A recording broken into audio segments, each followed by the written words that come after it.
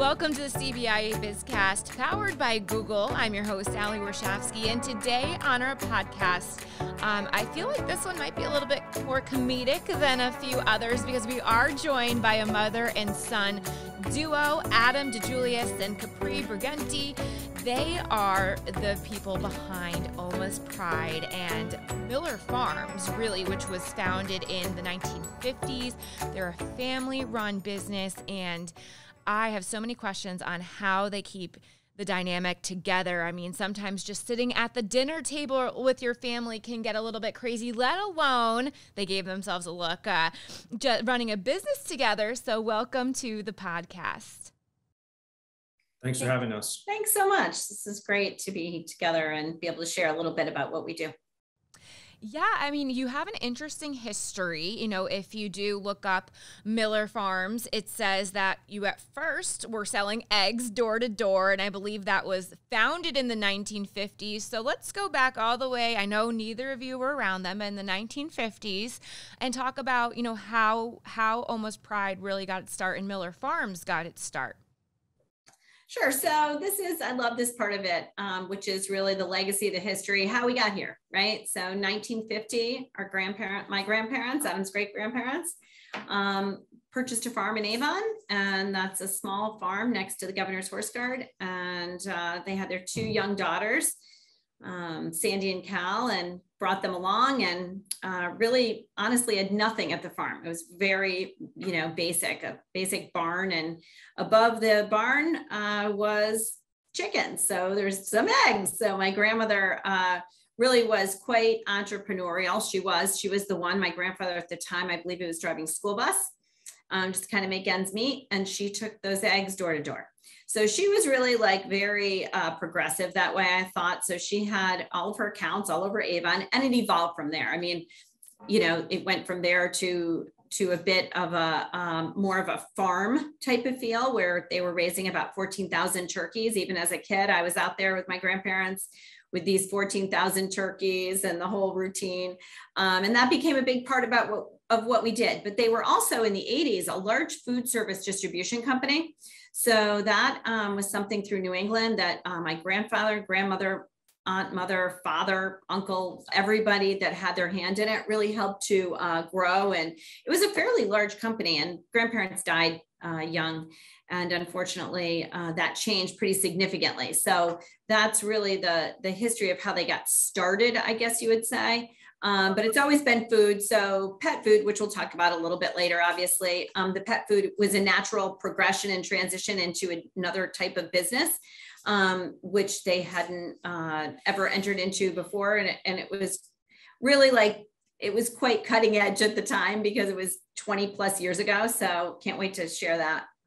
Well, Capri, I'll ask you first because you mentioned running around with these turkeys. When you were running around with the 14,000 turkeys on the farm, were you like, I think this is where I belong. I'm going to start running this business someday or help run it. Or did you have dreams of doing that? Or how did you end up in the family business? It's funny. Not many people have ever asked me the question. It really is a good question, right? So I was in the business. My grandmother died. She owned a transportation company as well. Miller Transportation, which was special ed. We had a contract with the town of Avon for decades. And I honestly came in, I was in my early 20s and they needed help. And I just said, sure, I'll do it. And so that's when I got started in that. And I really was not involved in the food business really at all. And I ran that for quite a few years, I guess almost 10 years. And then I have my boys. So I have 4 sons, and I stepped out of that. And I stepped back in at a time when my life was in a bit of transition. I had had a stroke. So I don't usually throw that out there, but it happened. And it was really kind of a tipping point to my life. And I went back into the family business. It wasn't something that I thought I would do, but I did know early on that my grandfather was very good about training me to run the business. He was really worked on the business, and he had everyone else in our family working in the business, which was very different. And I learned a lot from him every day after school. I would literally hang out with him every day after school, and we made dinner together at night. It's very interesting dynamic having a grandfather like that. I had working women in my life. So I always felt that it was a strong, connection to working as women. And I had an opportunity to be home with my kids for quite some time, which I loved. And then I was ready to get back in. So I didn't expect to do this in my life, but I am so grateful that I have, and it's been amazing. And then Adam, you have a little bit of a different path. It looks like you spent quite a few years in insurance, and now you're sitting next to your mom helping run this company. What persuaded you to get into the family business? It's interesting, right? So Mama talked about growing up on the family farm, spending a lot of time with her grandparents. My life was a little bit different. We helped out a ton growing up, helping out, especially around the holidays. I remember little kids, breaking down hundreds or thousands of boxes, and every summer working, whether it was on the trucks that we had on the property, helping out in the garage or in the any part of the facility. But that was always a part of who we were, but we grew up away from it. And so I went down what I'll call a more traditional path, and went to University of New Hampshire, and then finished up my school at UConn, which I'm very proud of. And worked and did what, a lot of folks in Connecticut do. You go to UConn and then you go work in insurance. I had a really good experience at the Hartford for close to a decade, on and off. I also worked for Accenture as a management consultant for a bit. As I was wrapping up my MBA and kind of thinking about what I was going to do next, it was an interesting time in the family business, right? Folks were nearing retirement, and the business was also growing in a unique way with our pet food and the direct consumer space.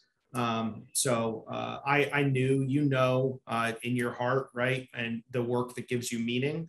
I knew in a way that this was something that was always pulling at me. And if there was ever a time, there was just some sort of serendipitous sort of happenings that brought it together.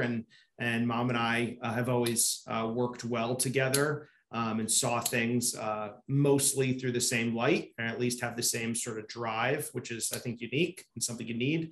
So the timing was right, and my wife was very supportive. And so I took the leap about 3 years ago, came into the business, and like Mom said, she had this training from her grandfather, really, how to look at the business and solve business problems. I had a little bit different training, though I grew up in it. My grandmother, Sandy, who recently passed, and she was sort of like the godmother of this pet food. She would certainly talk to me a ton as a little kid, and we, have me experience a lot of different things, and learn the business that way. I had more of a traditional training, right, through schooling, through an MBA, through corporate culture, and through consulting. So able to bring sort of what I'll call my mother's like roll up her sleeves, like get the work done, sort of training and energy. And then my a little more formalized training together has created an interesting dynamic that I think is serving the business really well.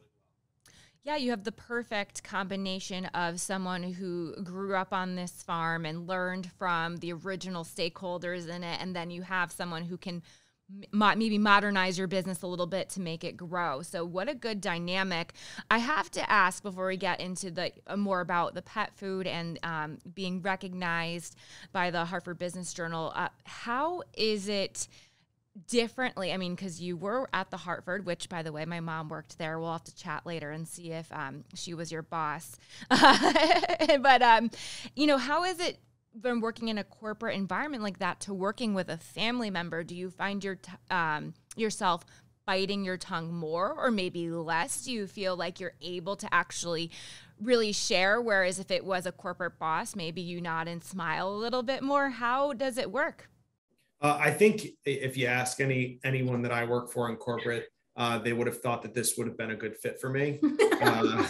I have a personality where I'm probably best served leading a directive or initiative, which is why I think I really thrived in kind of internal consulting roles, did a lot of Lean Six Sigma work or process ownership, alignment to a specific task, ownership of that thing, and a mandate to improve it. So I think that I knew that this was a place that I would probably be served well by if the culture was accepting of the way that I work, right? I know that I also found corporate to be, again, an incredible learning experience and a way for me to learn structure, which was fantastic. I've nothing, bad to say about my experience. I really was appreciative of it.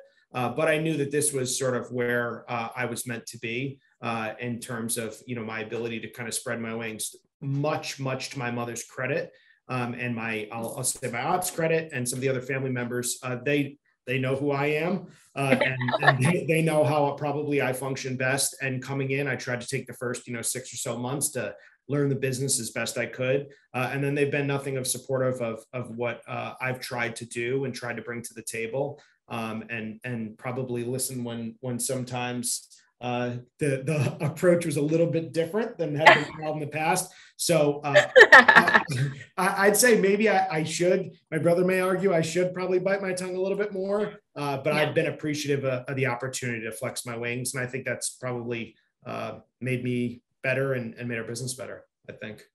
And how many, so, you mentioned that you have siblings. How many of your siblings and total family members, Capri, are working there? So right now it's Adam and I. Okay.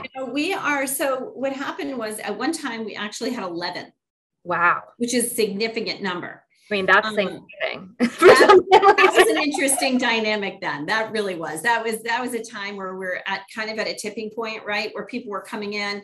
And right now it's Adam and I. So Nick had worked with us for 7 years, really, that's my oldest son, helped to bring our e-commerce along and really grow that aspect of our business, which is something new and different than we had before, right? I've had cousins, major contributions. So many people have made contributions. It's hard to, I don't want to get into each person, obviously, it would be all 11 people. But the reality is that, this is a really amazing dynamic for Adam and I, because I am so appreciative of the fact that he has chosen this. The one thing that I did learn through all of the different programs I've done with family business, and whether it's CBIA or Hartford Business Journal or UConn School of Business, family business, is that people have to really want this.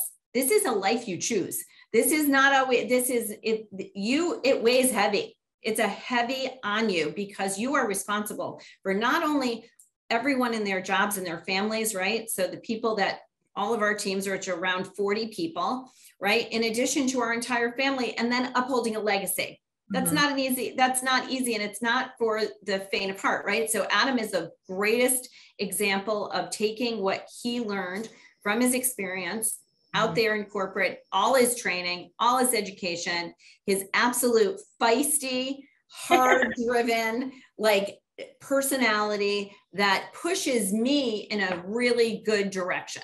So he pushes me and then I push him in other ways, right? So I think that's really amazing to see how we've transitioned to two family members. We have, our ambassadors, my aunt and uncle and cousins have participated in projects and sort of things like that. But honestly, it's the day-to-day that Adam and I run. So I'm really grateful for that. And he probably got some of that feistiness from you anyway, right? Maybe a little bit. Sure did. And to be fair, she likely inherited that from her mother, who probably was feistier than probably all of us combined. Who sounds amazing. I mean, to be an entrepreneur really in that era is unheard of, especially for women, I should say. More, men had a little bit of an easier time, but for her to be doing these eggs and dropping them off and running a bus company, I mean, that is just inspirational. And I can only imagine, like you said, now you have the pressure of upholding a legacy and the family name is on it. So you don't want to mess it up, but you're not, right? You're doing great. Again, you were just honored by the Hartford Business Journal for being a family-run business and owned business, and you have Omas Pride, which you mentioned felt like a natural progression for you. So let's dive into Omas Pride. It's an all-natural pet food brand. So let's start there. What does that mean? I mean, you can walk through, cover your ears, but PetSmart, right? And you'll see labels on these bags, but all natural to you means something different. You're on this farm making this product, correct? We are. So we're still in Avon making this product, which is pretty amazing. Same exact piece of land where we grew these turkeys, right? So this was, so Omas Pride, let's talk about that. But I do want to just say thank you to the Hartford Business Journal, because we were honored as a family business, yes, but specifically my aunt got a Lifetime Achievement Award. So Auntie Cal getting a Lifetime Achievement Award, giving your entire life to this. My mother and my aunt literally worked on the farm and never left. My aunt went off to college to get a degree, which is incredible at that time, came back and still did this their entire lifetimes.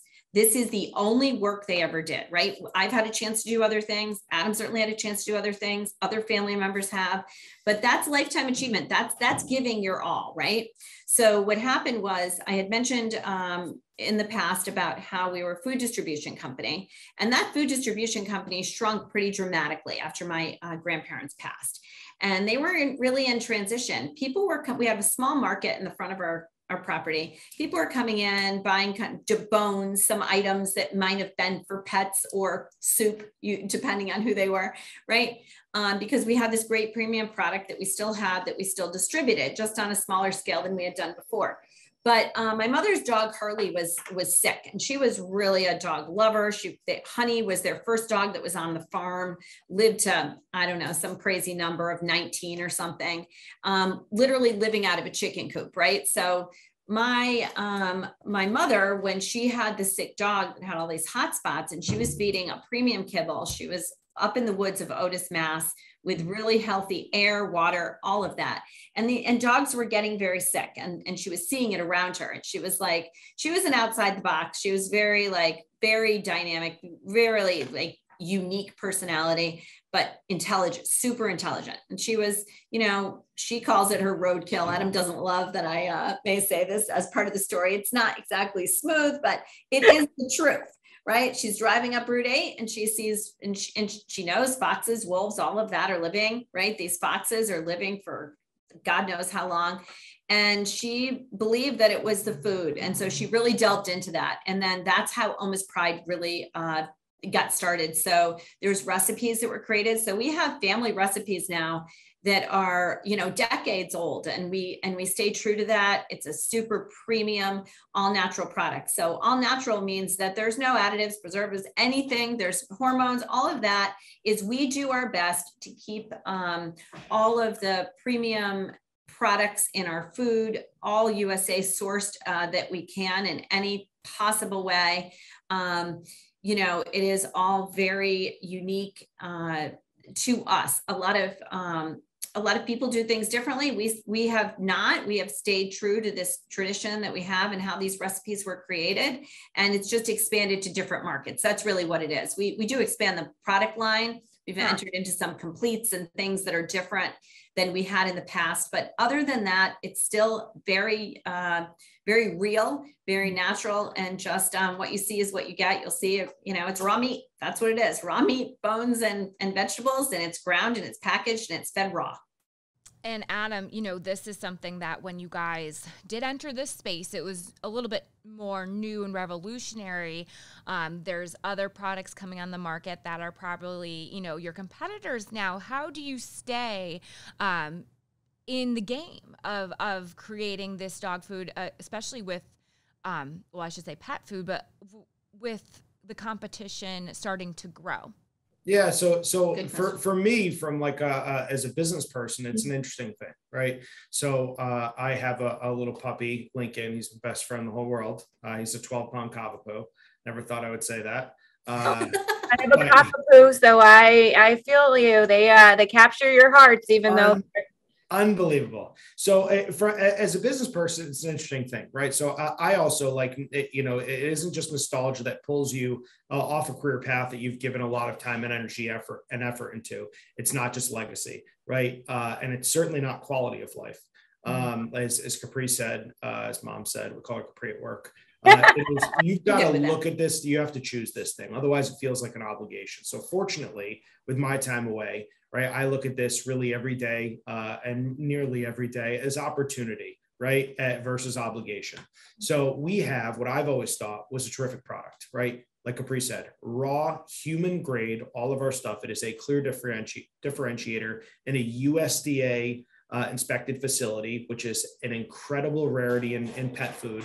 We're at the very front end of the market, the bleeding edge, probably ahead of the market for a good period of time. But it's raw meat, bones, organs, and vegetables, ground. Anyone worth their salt, veterinarians, breeders will tell you that bar none, this is the best, healthiest way to feed your pet. It is not convenient. Packaging for a long time wasn't as nice as it probably, certainly as nice as what kibble and other items were offering. But the product was solid. Most business folks will tell you, you can be a great marketer, You can have a great spot in the market. You can have beautiful packaging. You can tell a good story, but if your product isn't great, you're not going to have staying power. We had that. So the idea was, how can we improve the rest of our business? How can we tell our story effectively? And how can we improve our product offering to meet different parts of the market? Capri's done a fantastic job. She leads all of our procurement and manufacturing, and I sort of lead the rest of the business. So she makes sure that we have uncompromised product relationships through sourcing that we've had for literally decades, access to markets we probably shouldn't have. So I say all that to say, what we do is we stick to the basics. We do a really good job. We improve our packaging. We do a better job telling our story. A new website is being rebuilt and rolled out, and probably in the next month and a half. But what we've also done is find spots in the market that appreciate our product, specialty pet stores, specialized breeders, the right folks in a direct consumer model that want to participate. And not only do we offer the basics, like I said, uncompromised, but we expand what we call complete diets, which are really what most kibbles are. So we invest in the time and the energy and the science to make sure we're providing the same things, but complete diets, meet different parts of the market, revolutionize our packaging, stay true to who we are with the basics, right? Uncompromised quality, human grade stuff, things that you and I could eat if it wasn't for bone in the product. But we try to tell our story in a modern way, providing a level of service that a premium customer expects. And, you answered a lot of this in that answer, just saying how you guys are staying relevant in the website redesign and looking for the markets where you fit. So in 10 years, I'll ask this to Capri, where do you see this business? I loved that question. I was like, 10 years, I'm going to be near 70. So yeah. So it'll be interesting to see where Adam's taking this business. Right? Like, I'll be on the beach somewhere, but Adam, let me know. But, there is no, we're in different times. The reality is we're in very different times. And I think that maybe that question pre-pandemic may have looked even different, right? But we don't know where we'll be, but we do know that what we've done decade after decade is reinvent. So there will be some reinvention. We do food well, right? We probably picked the hardest business. I've always said it is the toughest business that I can think of to be in terms of where we are today. We're in food, which is obviously skyrocketed. We are in transportation with diesel fuel. We are in plastics to package. We are in labor intensive product. It's not all automated. So it's really hands-on, but we do provide great opportunity in our family business for many people, right? We do a lot of, we just do a lot to really support people in our community in all different ways. But 10 years from now, I'd love to be sitting here and saying, this is, here we are now. I think there's so much more that we can do in the pet food space, but we always look for things that come up as well, because there is reinvention. Like we created years ago, couple of decades ago, they created like home delivery for food. Didn't exist. They were too far ahead of the market. Yeah. Didn't even take off. Didn't work. Meanwhile, we had vehicles, we had food, we had every reason to believe that was something that would work. But there's a lot to timing, right? And we don't know what this next decade is going to look like, but we do know that we're giving everything we have now to be sure that this legacy lives on, whether it's pet food. We still do our turkeys. We gift to food share. We did thousands and thousands of turkeys that helped families last year. So we still stay relevant in so many different ways, but I'm sure there'll be a great twist and I can't wait to hear about it. 10 years from now, I will be listening to a podcast that Adam will be on and maybe he'll ask me to join.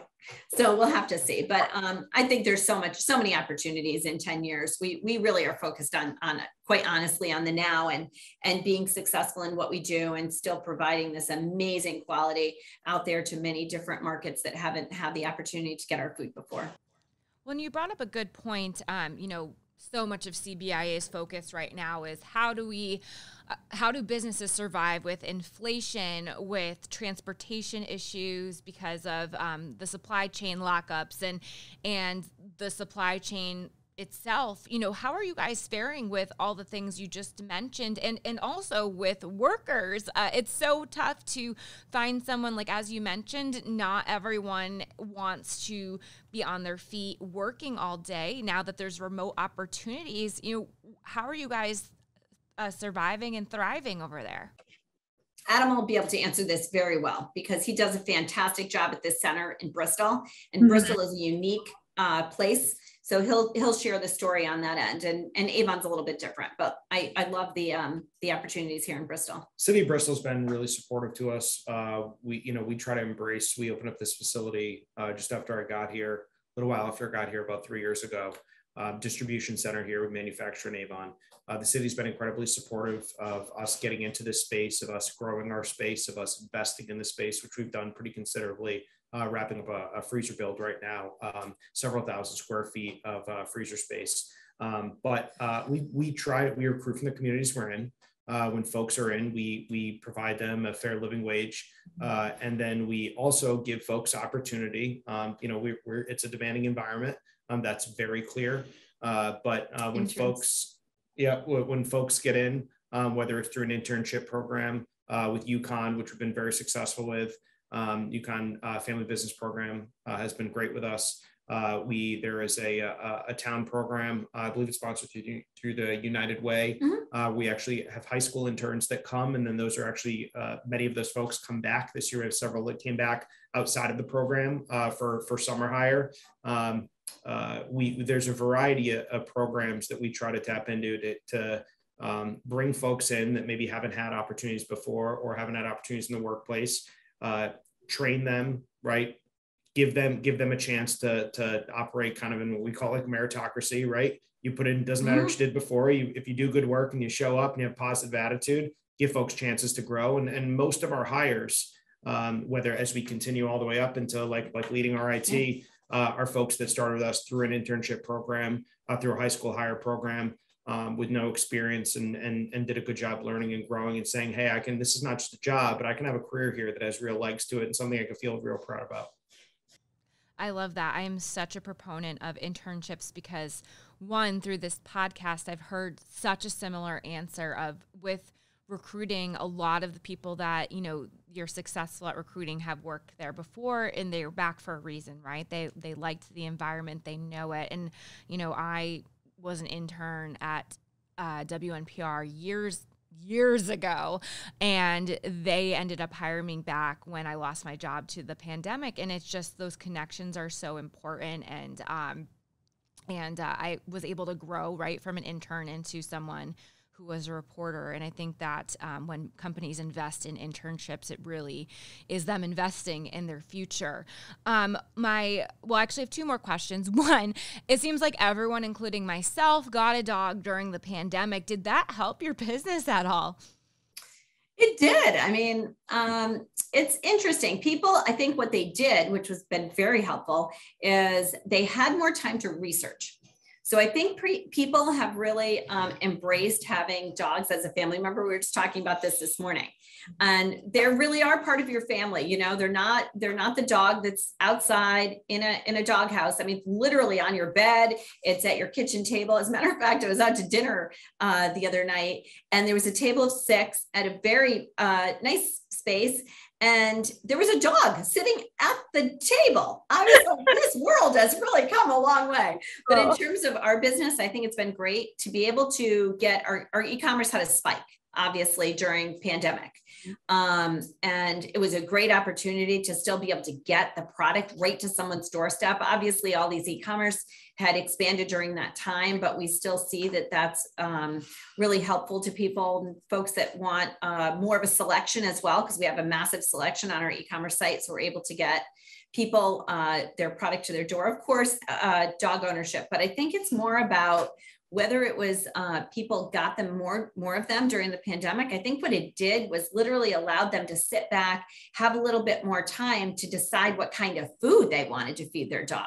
More importantly, right? It's one thing to get a dog, and it's another thing to, train a dog. There's all aspects of having this new pet in your life. But to treat it as a family member and feed it so well, to me, is pretty incredible. I mean, we're very fortunate that that's the space we're in. I mean, that's what we do. That's what was the hope of my mother when she created and helped to create this food with our family business here, that people would have an opportunity to feed their dogs so they could live long and happy lives. I mean, I had a Shih Tzu that I adopted at age 12 that lived to 20. Wow. Crazy. We just transitioned her immediately at 12 and 20 years old. And she was, I mean, it was shocking. So that's been kind of a nice, that's a real story. Like, people create certain things and you can do all kinds of marketing, and marketing is beautiful and it's fancy, but to have the actual story of the real dogs that have grown up in our family, Honey, that was in the barn, and Miss B, and, she's the Shih Tzu. And now Adam has, and we have many, can't forget to mention Dallas. We have many grand dogs here, many grand dogs. So very fortunate though. Yeah, dogs are more than dogs now. They are part of the family. There's no Snoopy with the doghouse outside. The dog is in bed with you. They tell you when to wake up. Mine runs our household, that's for sure. All right, my last question, Adam, this is a tough one here. What do you think is the most important thing you've learned from your mom? I didn't send this one ahead of time. I really wanted a candid answer. So I don't know if this is the answer that she'll love, but I think but we are, if nothing else, honest. I think my mother has taught me a level of caring and tenacity that I think has served me very, very well.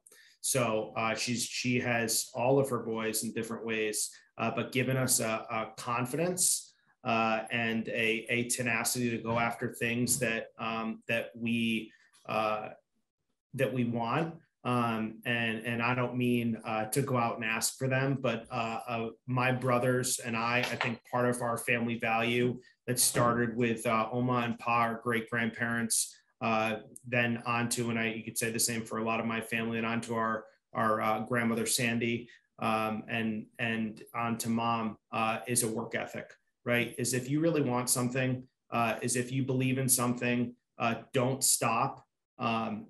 Put your foot on the gas, keep going. No means not yet, or try another way. Mm-hmm. We don't get deterred. We stick to the goal. The plan may adjust, but the goal never does. And so that's something that I think my mother's done a great job, and not just like teaching us and telling us, but then showing us. She went back to school when we were to finish her college degree. When we were in high school, we actually graduated, I think the same year. I graduated college, but I graduated first.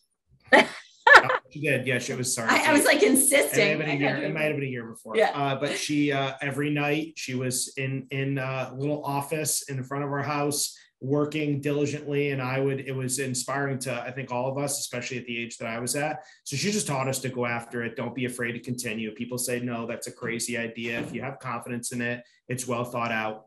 Don't take your foot off the gas. So that's what we try to teach here. We teach that to our interns. We teach that to our staff. Even if folks say you start out on the warehouse floor and you have a desire to work in IT, or you have a desire to get into sales, you have a desire to do whatever, that what you've done before doesn't matter. How it all came to be and where you got to where you are doesn't matter. What you do today, what you do tomorrow, the unwavering work ethic, that's what really matters. So I think that tenacity, that confidence, my mother did a great job instilling in us. Perhaps sometimes it's irrational confidence. But I think you find with most family business owners and most small business owners that you have to have a little bit of that sort of irrationality to help you push through what sometimes are near impossible odds. And we've done that over the past couple of years. And it's something we're pretty proud of. So thank you, Mom. Well, thank you, Adam. Oh, well, that was a great answer. I'm sure you're proud of that, and very inspirational. I feel like people who are listening to this are gonna be like, you know what? No means not yet. And I've got this. My foot's on the gas pedal. I do have to laugh because I think my dog does believe that when I say no, it means not yet. That's so right. Like, keep barking. It will mean. I'm sure. And you know what? The best thing is there's no easy way, right, to do things. You do have to work hard. There is no lack of effort here. And I think that, you know, having, watching these boys develop in all different ways and different types of educations, different ways of learning. I really am I'm very honored that they have all contributed in some way, shape, or form. And Adam happens to be with me at this particular point by choice. And I think that's a beautiful story. Like you in a family business, you want people to be part of your business by choice. It must be exactly what they choose to do each and every day. And know that there's going to be some dynamics, right, that come up. But I'm so happy to be able to work with Adam. It's a lot of fun. So thanks for having us. Oh, thanks for coming on. This was so enjoyable. You can tell that you have had your own podcast because of how conversational you are. And also, we're hoping that Adam's son, although only a few weeks old now, you know, maybe in the next 20 years, he's taking Adam's job. Yeah, well, he's got to get in pretty soon. He's got to do boxes. He's got to do some packing. And there's plenty to do. I asked my wife, 4 years old. He'll be on that farm. How old till he can like stand and like use his hands and work appropriately with others? And she's like, can you just warm up the bottle, please? Yeah. Labor laws too. Look those up just in case. He's fine. It's good for him. Well, it's been such a pleasure talking to you guys. We will definitely be following up with you just to see your progress, maybe around Thanksgiving, because I know you guys are known for your turkeys, and that might be an interesting time to stop by. So thank you for joining us. Thank you so much. We really appreciate it. Thanks, Ali. Tons of fun. And thanks for listening to this week's BizCast, sponsored by Google. You can listen and subscribe to our podcast on Apple, on YouTube, SoundCloud, and also you can head on over to CBIA.com.